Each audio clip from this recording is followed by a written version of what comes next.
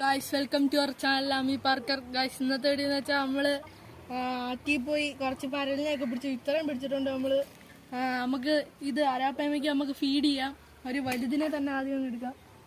Guys നമ്മൾ ആദ്യം ഒരെണ്ണത്തെ ഇട്ടെടുത്ത് അത് പഠിച്ചവൻ പോയി. ഞാൻ അനി പിടിക്കാം. ഇതാ വന്നിട്ടുണ്ടായി, കാണാൻ പറ്റത്തില്ല, വെള്ളം ഈ കളറായുണ്ട്. ഗായ്സ് അവൻ തിന്നുകയാണത്.